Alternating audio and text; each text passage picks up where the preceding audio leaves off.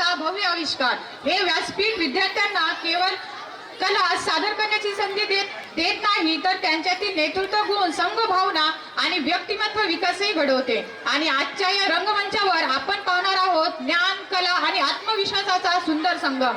तर चला उत्साह आणि टाळ्यांच्या गजरात आपल्या वार्षिक स्नेह संमेलनाची शानदार सुरुवात करूया।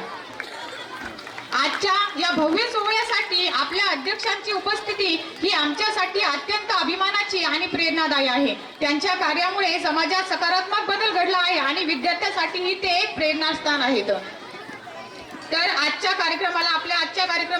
कार्यक्रमाचे अध्यक्ष जे आहेत श्री शतस्त्र ब्रह्म 108 श्री गुरुविरूपाक्ष शिवाचार्य मानूरकर महाराज, मठाधिपती श्री नागनाथ देवस्थान जागीरदार मठ संस्थान मानूर तथा अध्यक्ष नागनाथ शिक्षण प्रसारक मंडळ, त्याचबरोबर आजच्या कार्यक्रमाचे उद्घाटक हरिभक्त पारायण श्रीरंग स्वामी महाराज तळेकर, कानिपनाथ संस्थान कानोबाची वाडी, हरिभक्त पारायण विवेक महाराज शास्त्री सिद्धेश्वर संस्थान शिरूर कासार, त्याचबरोबर आपल्या आजच्या कार्यक्रमाचे प्रमुख पाहुणे म्हणून लाभलेले माननीय श्री सुरेश गोळवे साहेब, तहसीलदार शिरूर कासार, माननीय श्री देवीदास कानगुळे, पोलीस उपनिरीक्षक पोलीस स्टेशन शिरूर कासार, माननीय श्री प्रकाश सवासे, सरपंच कानोबाची वाडी आणि माननीय श्री अक्षय जाधव, उपसरपंच कानोबाची वाडी, त्याचबरोबर श्री तांदळे सर, कार्यकारी अधिकारी नागनाथ शिक्षण प्रसारक मंडळ, या सर्व मान्यवरांचे मी त्यांचे आपल्या सर्वांच्या वतीने मनपूर्वक स्वागत करते।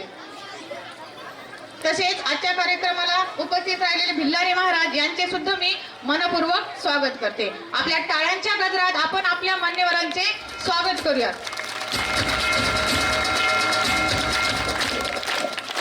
अंधारातून प्रकाशाकडे नेणारा, अज्ञानातून ज्ञानाकडे नेणारा आणि निराशेतून आशेकडे वाट दाखवणारा हा दीप आपल्या भारतीय संस्कृतीत अत्यंत पवित्र मानला जातो।